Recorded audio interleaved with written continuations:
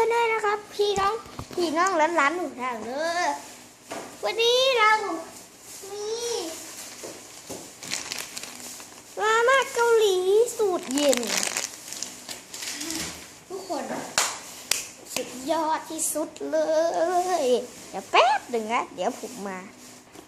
ต้องขอโทษน้องๆทุกคนและพี่ๆทุกคนด้วยนะครับที่ผมไปหนางานมาม่าเกาหลีสูตรเย็นโอ้ยคืน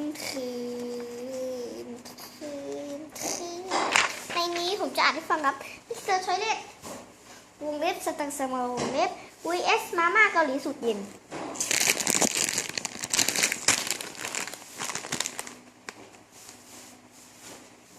เดี๋ยวเราจะไปทำกันแต่ว่าท่านผู้ชมผมขออนุญาตให้ท่านผู้ชมห้ามดูนี่นะครับขอบคุณมากเลยครับขอบคุณมากเลยครับที่ติดตามผมเดี๋ยวผมไปทำแป๊บหนึ่งขอสัก5 นาทีนะเดี๋ยวผมไปปิดคลิปแป๊บไม่ใช่ปิดคลิปตัดต่อทุกคนครับดูมันสินี่คือรู้สึกว่าจะเป็นอันนี้ซีนปรุงรสอันนี้ก็จะเป็นเดี๋ยวก่อนครับขอโทษนะครับเดี๋ยวก่อนครับแม่อันนี้ก็คือซอสที่ทำให้เผ็ดสุดเด็ดของเรา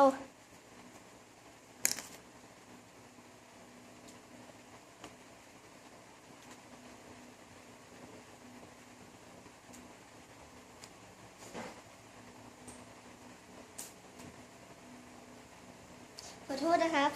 เมื่อกี้นี้หนูกินดูมันไม่นุ่มเลยมันไม่กรอบเลยแต่ว่าถ้าปรุงแล้วมันจะอร่อยนี่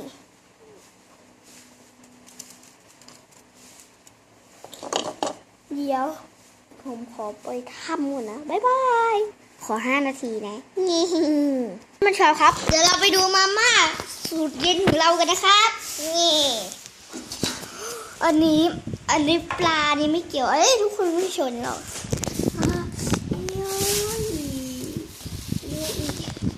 ยูอีที่สุดเลยนี่มันยูอีที่สุดเห็นทุกคนครับเห็นไหมมันยูอีสุดๆเลยยูอีมากจากนั้นเดี๋ยวเราต้องเอาน้ำเย็นอันนี้ก็เป็นน้ำที่เย็นนี่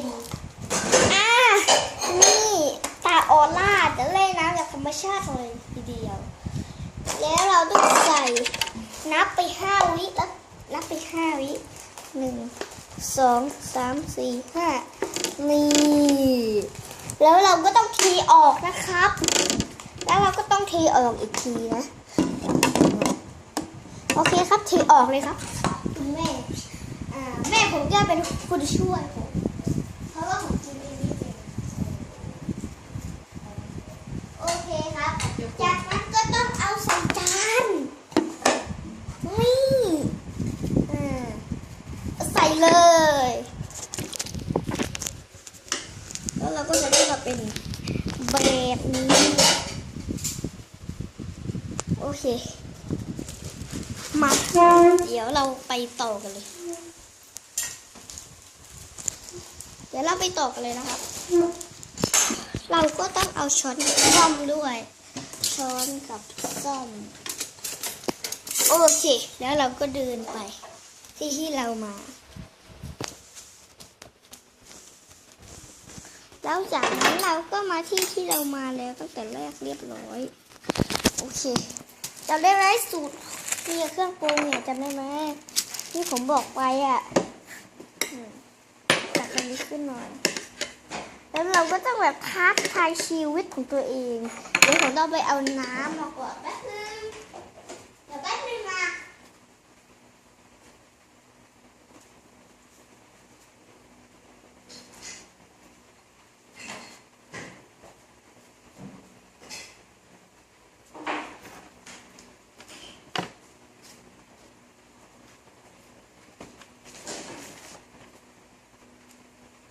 โอเคผมมาแล้วครับ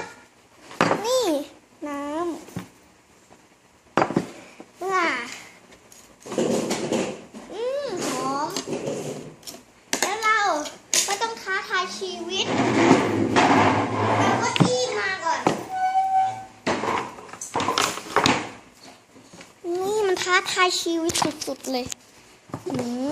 ที่สุดเลยนี่คือครั้งแรกที่ผมได้กินมาม่าเกาหลีพระเจ้า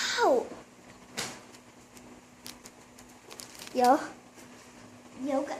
เอากันไกลมาก่อนอยู่ใกล้ๆเลย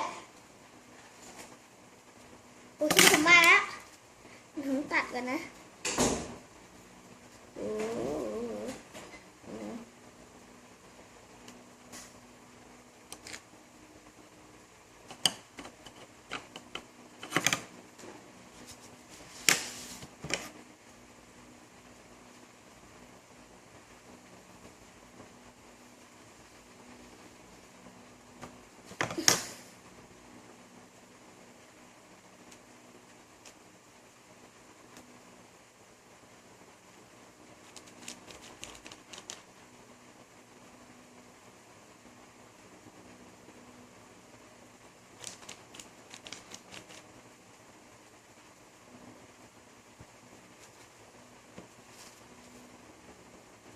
แล้ว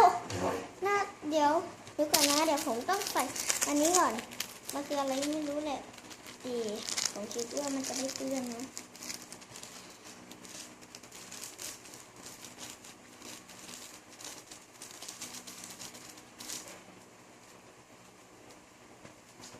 ถ้าใครเคยกินมาม่าเกาหลีแบบรสไหนก็สามารถมาพิมพ์ในคอมเมนต์ได้นะครับตอนนี้เดี๋ยวหน้าตามันเดี๋ยวนี่ครับหน้าตามันนี่มันเป็นอย่างนี้นี่อย่างนี้เลยเดี๋ยวทุกคนเห็นไหมนี่อย่างเงี้ยพอเห็นใช่ไหมโอเคเดี๋ยวเรา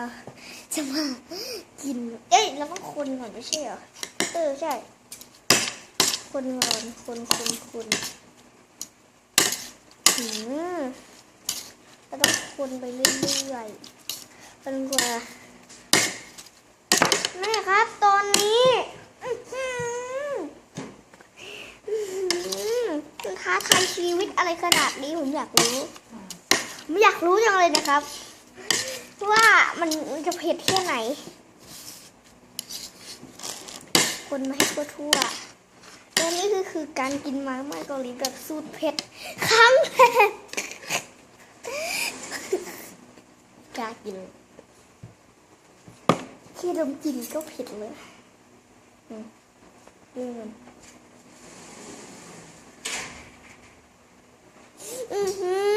แตะไปนิดเดียวผิดเลย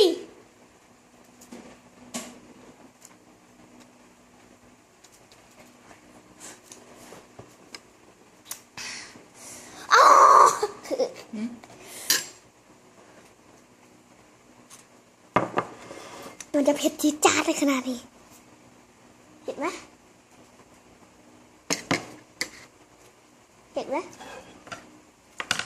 นิดหน่อยโอ้ยนิดหน่อย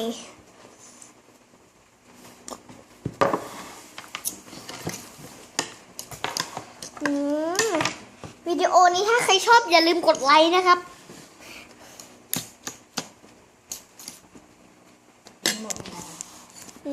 ไม่หมดเลยนี่มันเป็นอย่างนี้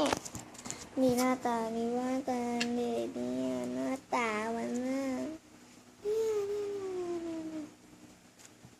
มันเผ็ดมาก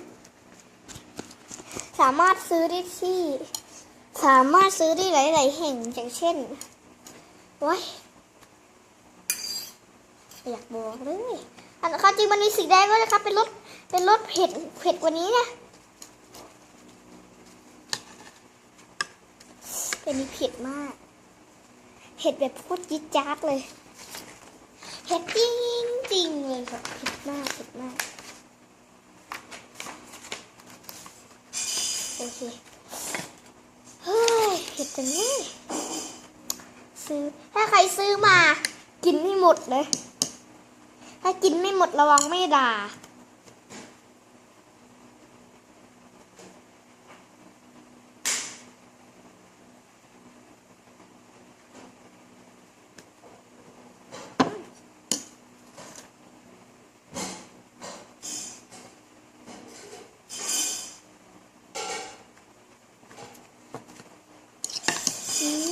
เห็ดจิ๊กจ๊าบ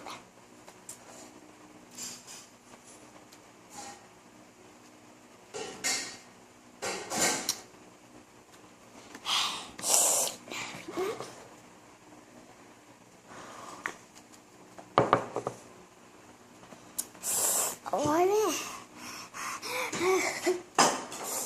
กินไม่ลงเลย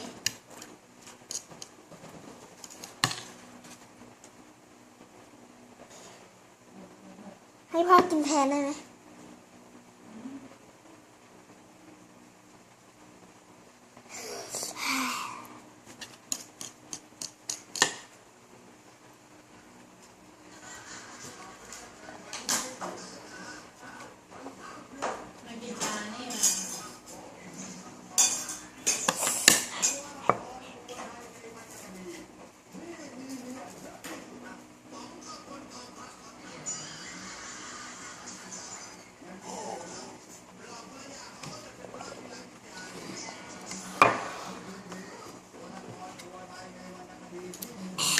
ไม่กินแล้วบ๊ายบายให